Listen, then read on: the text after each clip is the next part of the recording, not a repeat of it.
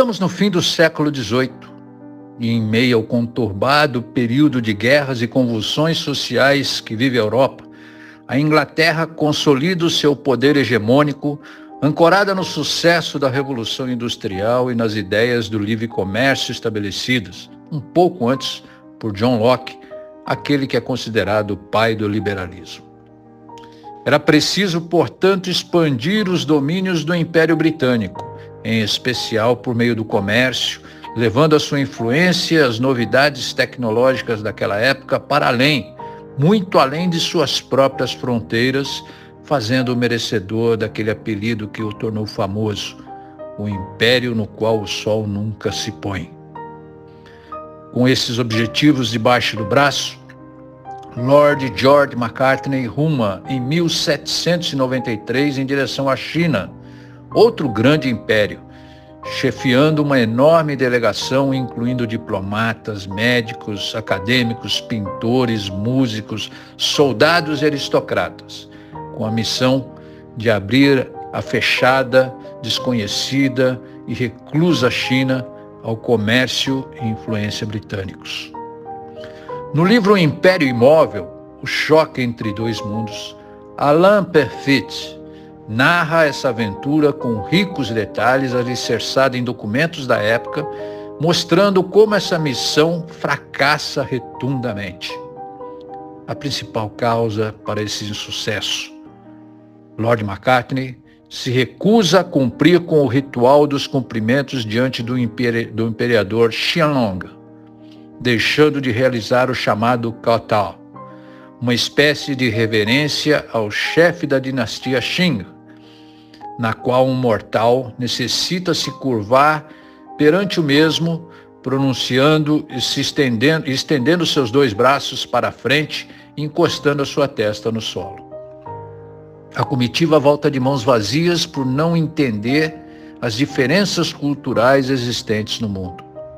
Séculos se passaram. A China, posteriormente, foi submetida e dominada pelo mesmo Império Britânico por meio da força e da Guerra do Ópio, que momentaneamente destruiu a coesão e a capacidade de resistência do Império do Centro. Vários anos depois, já no século XXI, vemos uma situação completamente diferente.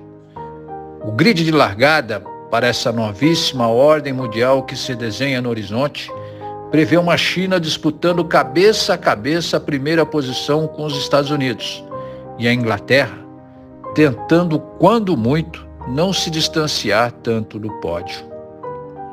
Mas a parte destas significativas mudanças de posições no tabuleiro estratégico mundial, uma coisa permanece inalterada.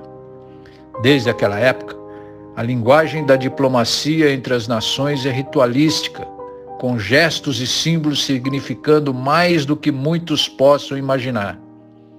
Ela não é feita para amadores e influenciadores de ocasião.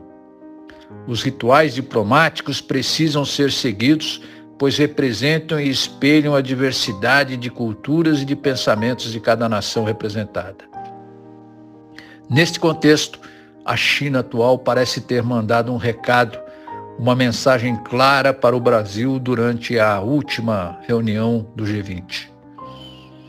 Ela declarou que não é o caso de primeiras-damas sem representatividade nem conhecimento diplomático algum participarem de agendas bilaterais e falarem em público explicitando intenções e acordos de governo.